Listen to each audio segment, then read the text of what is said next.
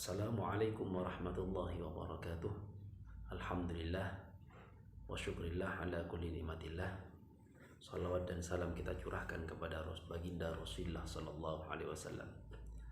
Di kesempatan kali ini bahasan kita sampai pada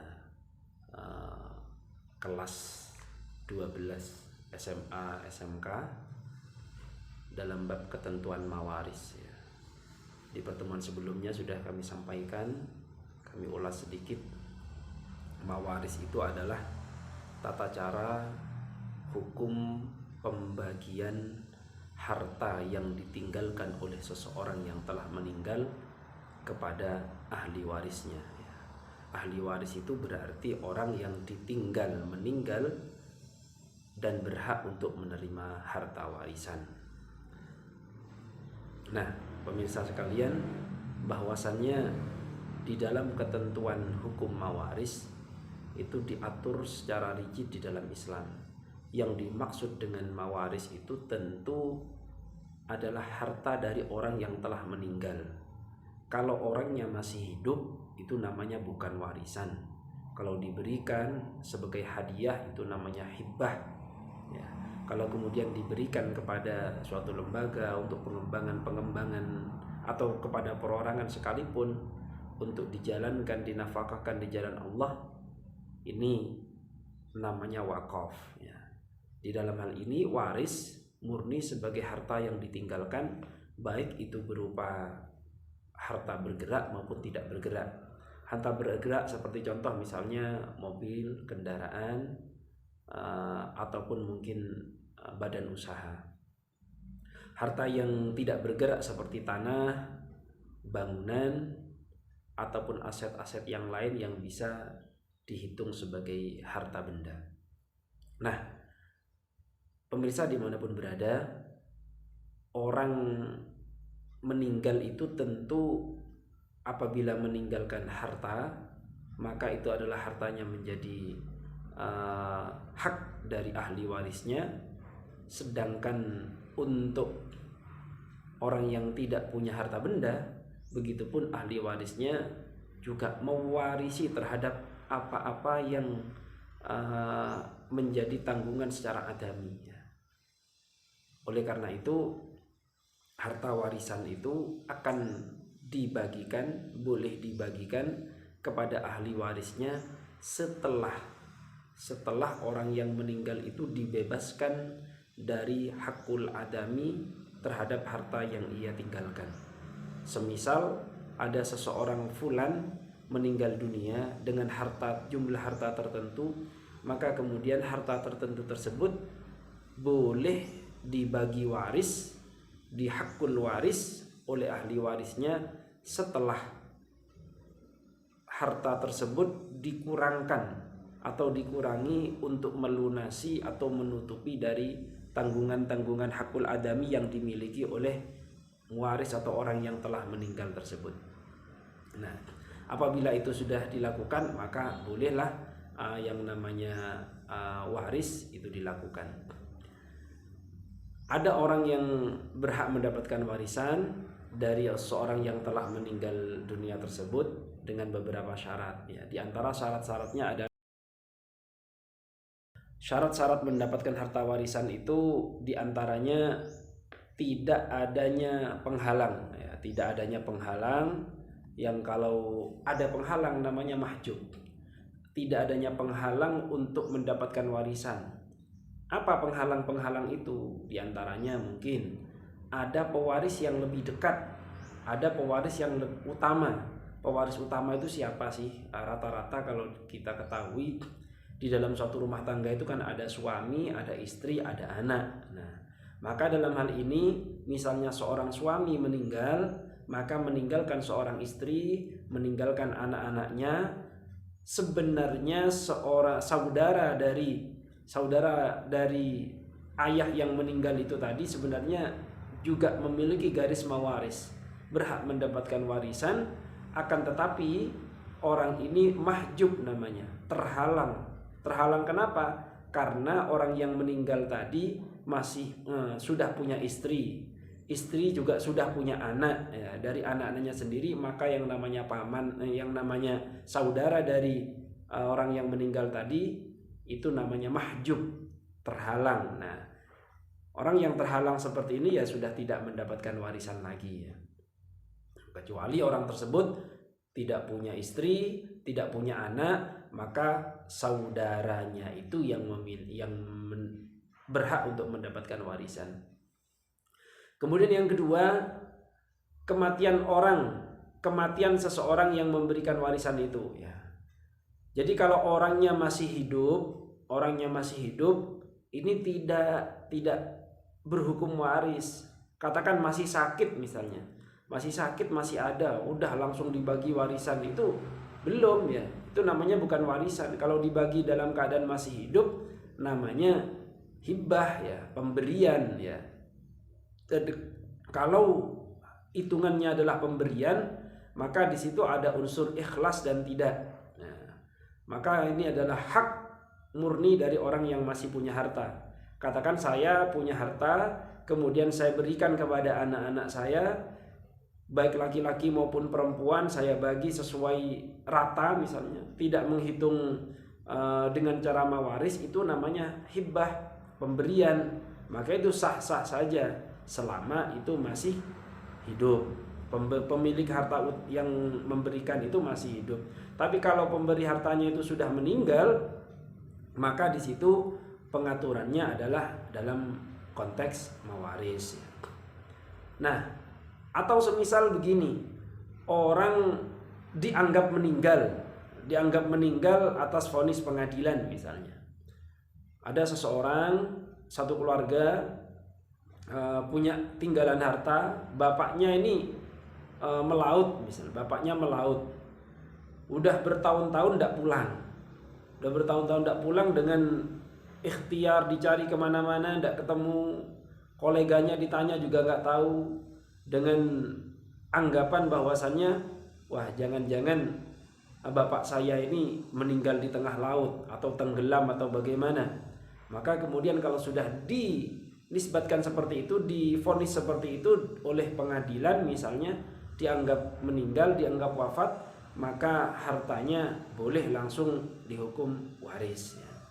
Kemudian syarat yang ketiga adalah ahli waris atau yang mendapatkan warisan itu sudah dalam keadaan hidup pada saat yang meninggalkan harta ini meninggal, ya. Ini sudah hidup. Contoh gini, seorang fulan dalam keadaan sakit, ya, kemudian istrinya mengandung seorang anak dari dirinya. Kemudian dalam kandungan itu sudah dinyatakan hidup, sudah dinyatakan bernafas, ya. Sudah dinyatakan bernafas di dalam kandungan, maka kemudian si bapak meninggal. Maka dalam konteks meninggalnya bapak ini, berarti sang bapak ini sudah meninggalkan ahli waris yang berupa istri sekaligus anak yang masih di dalam kandungan istrinya itu tadi. Nah, seandainya begini, seseorang yang sudah kaya, belum punya istri, belum punya anak, tapi punya saudara-saudara, dan ternyata pada saat dia sakit, nah ibunya ini sudah mengandung juga, dalam keadaan mengandung juga, artinya dia akan punya adik, ya. Tapi dia belum bernafas, ya. Katakan masih telat 1 bulan gitu.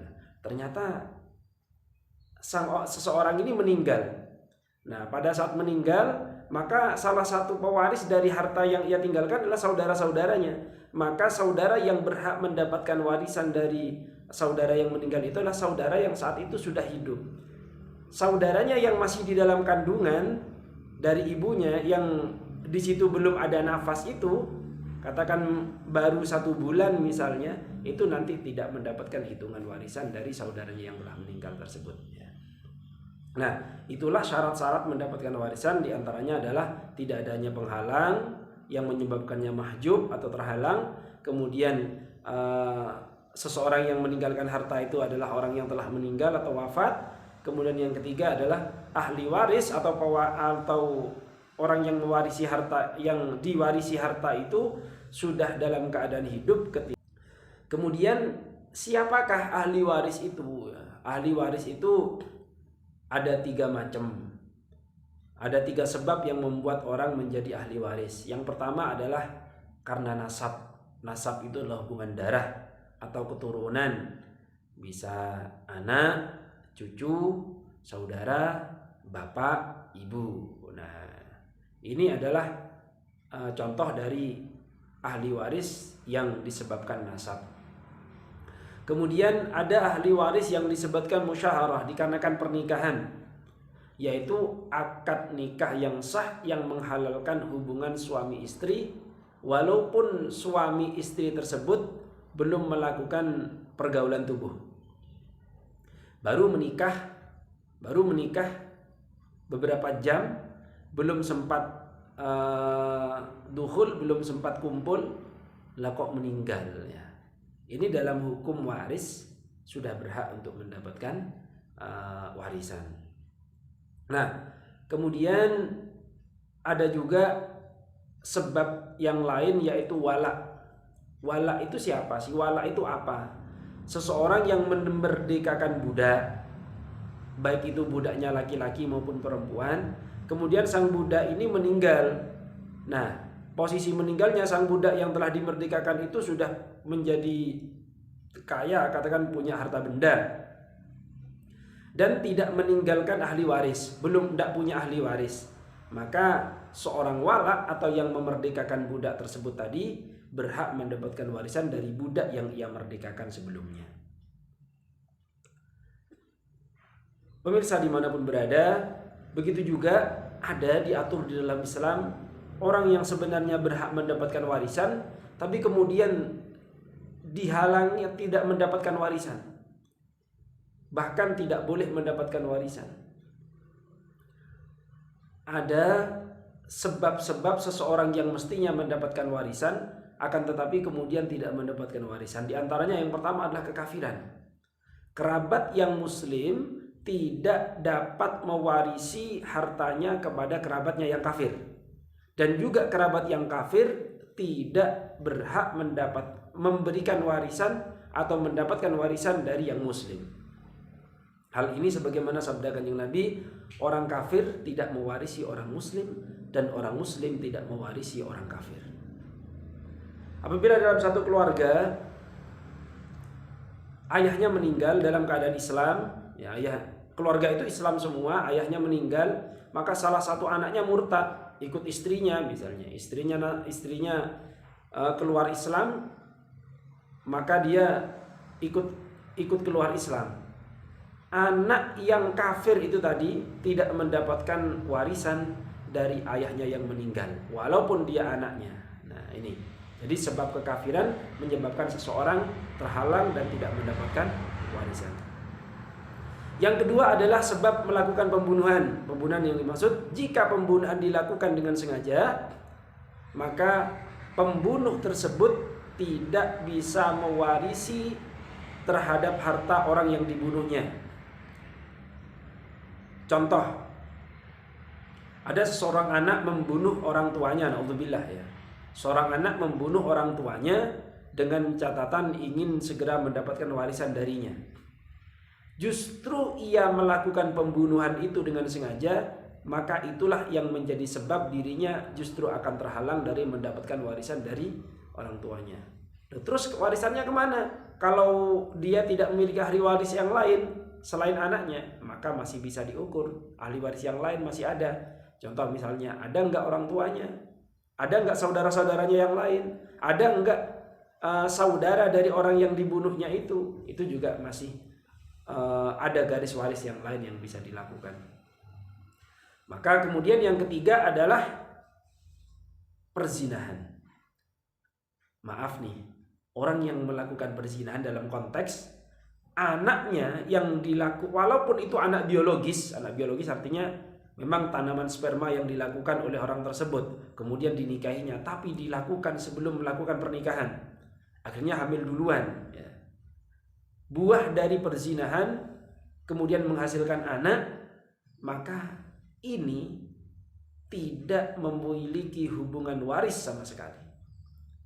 Bahkan hubungan kewalian seorang wali dari bapak kepada anak pun ini terputus, ya, terputus. Seandainya anaknya ini wanita, suatu saat dia tidak berhak untuk menjadi wali nikah daripada anaknya itu, walaupun itu adalah anak biologisnya benar, ya. Tapi ia lakukan di luar pernikahan, artinya dia dilakukan dalam konteks perzinahan, maka pernikahan tidak bisa menjadi walinya. Dan juga hukum mawaris tidak bisa diturunkan kepada dirinya. Contoh misalnya anaknya suatu saat tumbuh menjadi pribadi yang kaya raya atau meninggalkan harta warisan dan meninggal duluan, maka sang bapak ini tidak berhak untuk mendapatkan warisan dari anaknya. Begitu juga sang bapak meninggal, sang anak tidak mendapatkan warisan dari bapaknya. Nah, ini. Akan tetapi berhak mendapatkan warisan dari ibunya saja, ya. Jadi hasil perzinahan itu hanya mendapatkan warisan dari ibunya saja. Yang terakhir adalah li'an. Mahwa li'an, apa itu li'an? Adalah anak dari seorang suami istri yang melakukan li'an. Li'an itu apa? Sudah punya suami, kok istrinya melakukan berzina dengan orang lain, dan bapaknya tidak mengakui bahwasanya anaknya atau kehamilannya itu disebabkan dirinya, tapi justru karena perselingkuhannya. Anak hasil perselingkuhan itu tidak mendapatkan warisan dari bapaknya, dan juga tidak mendapatkan warisan bapak tersebut dari anaknya hasil dari perselingkuhan seorang ibu itu tadi. Hal ini hampir sama konteksnya, posisinya hampir sama dengan anak dari hasil perzinahan. Pemirsa dimanapun berada, kesempatan kali ini cukup itu yang dapat kami sambungkan kepada panjenengan semua. Pada pertemuan yang akan datang akan saya sampaikan cara pembagiannya. Anak dapat berapa, ibu dapat berapa, istri dapat berapa, dan seterusnya. Akan saya sampaikan pada konteks pertemuan berikutnya. Terima kasih. Salam sehat. Wassalamualaikum warahmatullahi wabarakatuh. Santri Indonesia Kreatif, Jaya Indonesiaku.